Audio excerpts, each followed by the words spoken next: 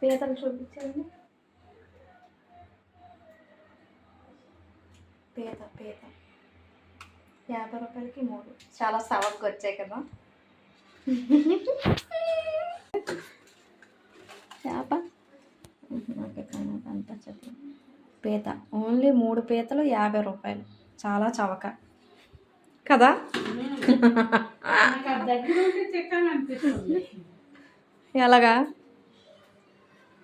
ఎలాగా ఫోన్లో తిట్టండి. 50 రూపాయలకి ఇచ్చిందంటే ఫ్రెండ్స్ పరిస్థితి. పీతలు 50 రూపాయలకి 3 పీతలు తెచ్చాను అనమాట. ఒకసారి అత్తయ్య చాలా రోజులైంది తిన్నా అన్నారని.